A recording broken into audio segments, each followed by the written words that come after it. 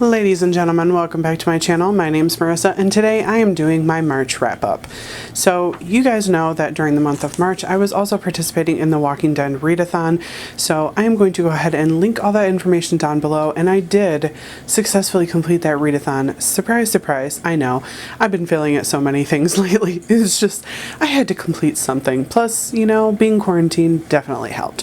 So for this month, I am doing something a little bit different. Normally, I just go in like whatever random order I happen to write things down. So this month I'm actually going in order of my star ratings. So I will let you know what the book is, what star rating I gave it, a little bit about it, and what I thought of it. So without any further ado, let's just get into it. So the first book that I'm going to talk about today is With the Fire on High by Elizabeth Acevedo, and I ended up giving that book a 3 stars.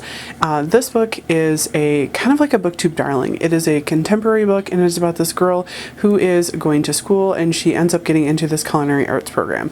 She also happens to be a teen mom. So basically the whole story is about her struggle and her working hard and overcoming adversity. And the reason I ended up only giving it 3 stars is because I'm a fantasy lover. I am a story, plot-driven reader. Like, there's some characters that I really like, but I didn't connect with her at all because I'm not a mom. I don't plan on being a mom.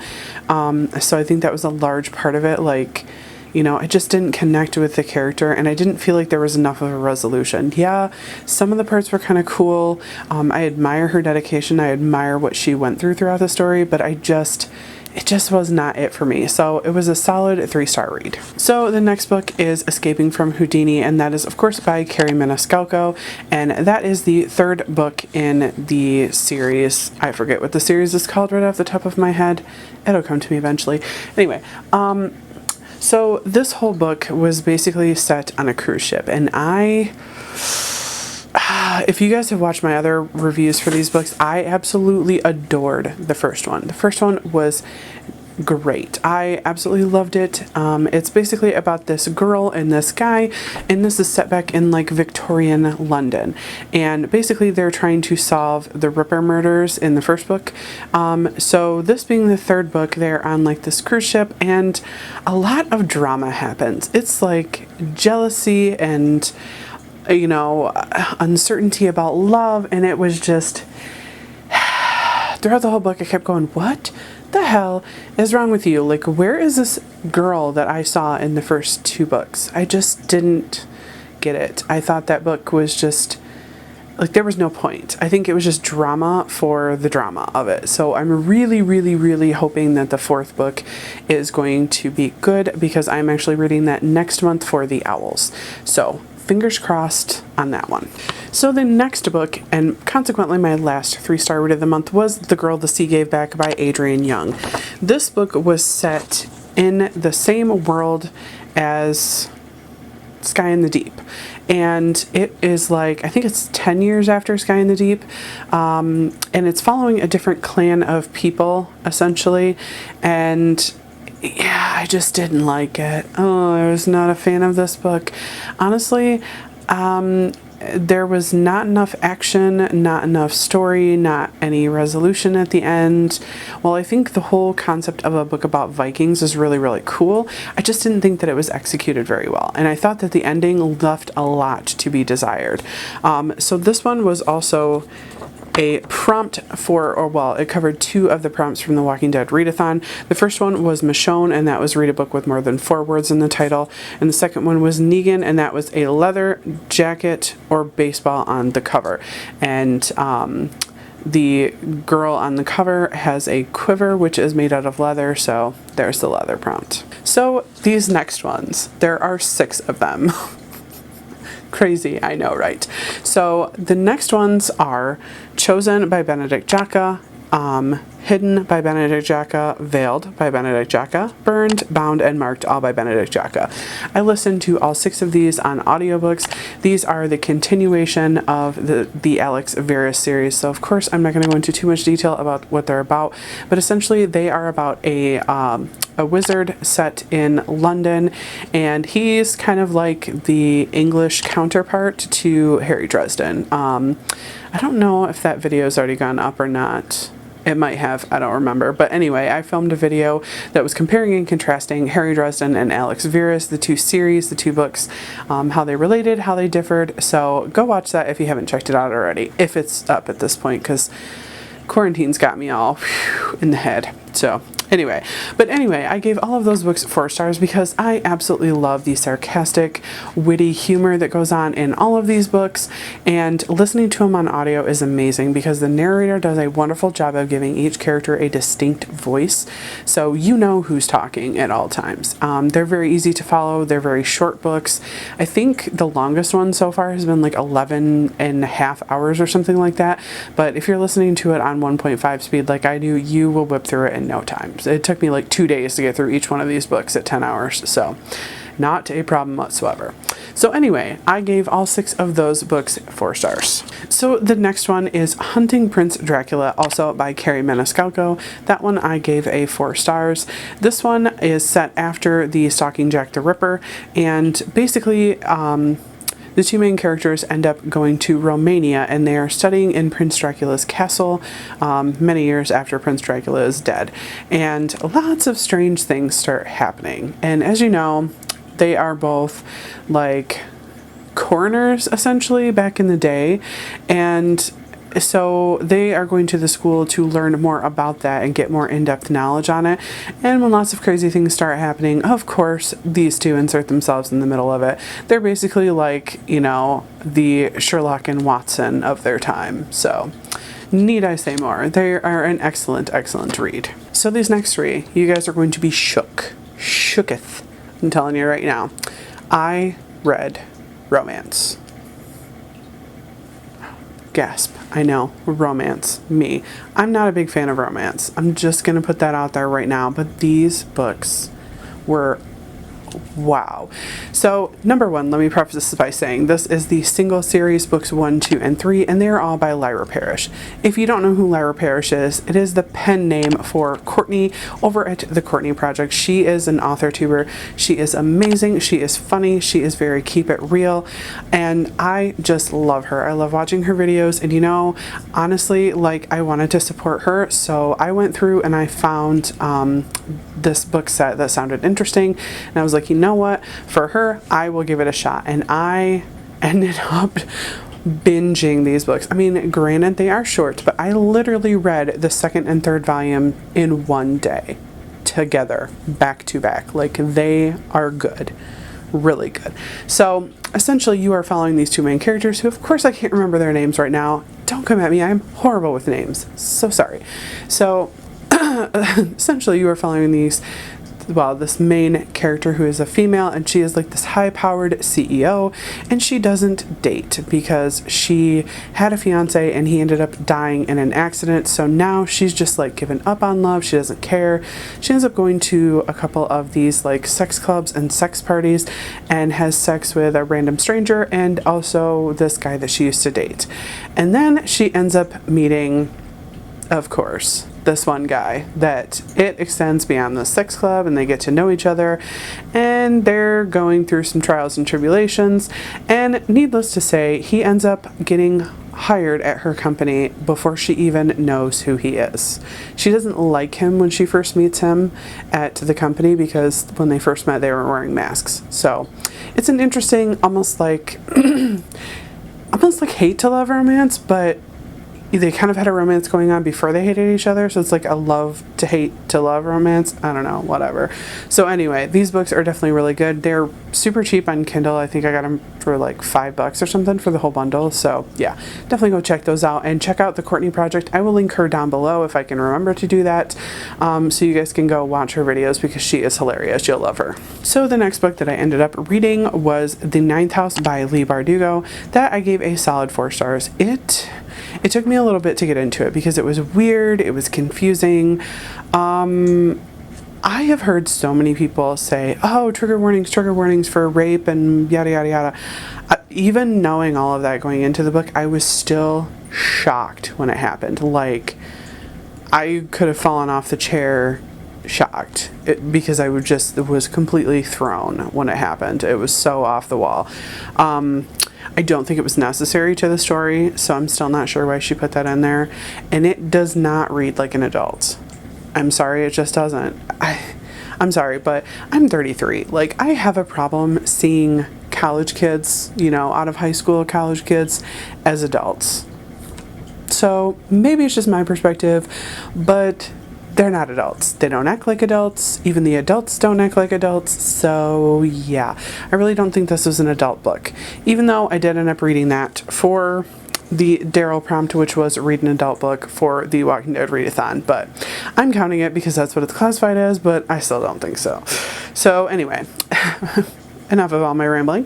So if you don't know what this book is about, it is basically about this girl, Alex Galaxy, who is going to Yale, and she ends up getting inducted into this secret society who basically polices all the other secret societies, and she gets involved in a lot of magical crap. At some point, her mentor goes missing, and she spends basically the whole book trying to solve his disappearance and figure out where he went, along with solving this other crime that's going on. Just be warned, there are a lot of triggers in here. Like, I'm not easily triggered. Most triggers don't bother me, but a couple of the ones in here did. One of them where somebody is forced to literally eat shit. Yeah, like, you heard me right, literally eat shit. Ugh. Seriously, I could have done without that whole part. Like, the dude deserved it, but that's nasty. Yeah, nasty. So, anyway, so the next book that I ended up reading was Harry Potter and the Goblet of Fire. You all know I am a Harry Potter stan. I absolutely love it. So, that was the book I was on. So, I did read that for 2 of the prompts for the Walking Dead readathon. One was Rick Grimes, and that was to read a middle grade. The next one was Herschel, and that was a book featuring a hero. And of course, you know, Harry Potter's a hero. If you guys don't know what Harry Potter's about by now, I'm not going to explain it because I think it's over-explained on BookTube. So, anyway. So the next book that I read was An Ember in the Ashes by Sabaa, and I gave this a 4 stars. So for this one, I ended up reading it for the Walking Dead readathon, of course, and that was Enid to read a dystopian. Now, An Ember in the Ashes is really strange. It's like about this militant group of people who come in and they take over the planet from this other, like, these peaceful scholars, and nobody really explains why in the first book. It's kind of disjointed, disorienting. You don't really know what's going on a lot of the time. It was a very fast, a very easy read, but I was kind of disappointed in it. I do think it was a solid 4-star read, and I'm really interested to see what happens in the next 2 books, but I'm still kind of like digesting what happened.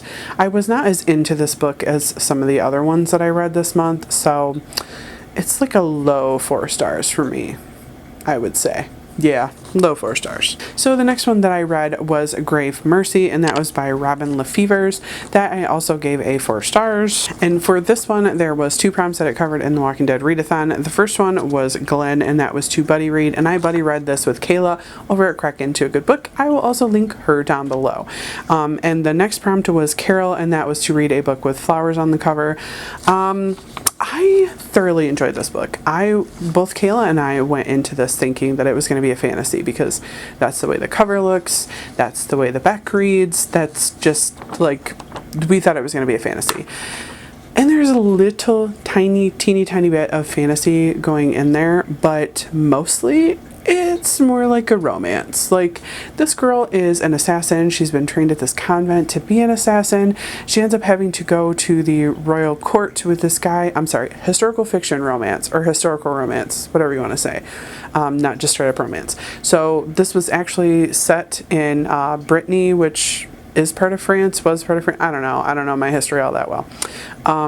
So she ends up having to go to court with this guy because they're trying to figure out who is trying to overthrow their duchess.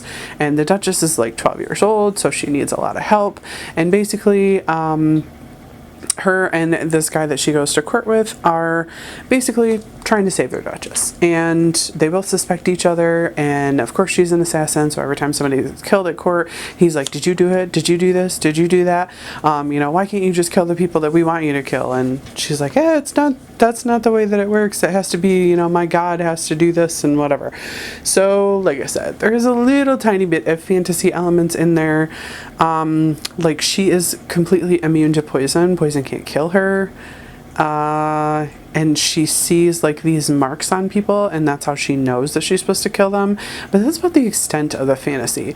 I am definitely interested to read the next few books in this series and then pick up the next series that also revolves around this world. But I'm definitely not going to go into it expecting a fantasy, because it wasn't. So the historical romance with a little bit of fantasy I can get down on though. So I did think it was a solid 4-star read. I think Kayla ended up only giving it 3 stars. But yeah, I think if you don't go into it expecting a fantasy, it's a great book. So the final 2 on my list, thank God, because my mouth is getting dry, are both of my 5-star reads for the month. And the first one was The 7.5 Deaths of Evelyn Hugo by Stuart Turton. I did not know what to expect. I've heard a lot of people talk about this. Not many people can actually explain it. And now I see why. Because the more you try to explain it, the more you're about to give away the entirety of the book. So the only way that I can think is that this dude wakes up and he doesn't know who he is, where he is, or what the hell he is supposed to be doing. And basically he is trying to solve a murder, and that's all I'm going to say about that, because spoilers. So I honestly was not expecting to give this book 5 stars. It took me a little while to get into it, but once I did, I was like, oh, I gotta keep reading. I gotta find out what happens, because this is awesome.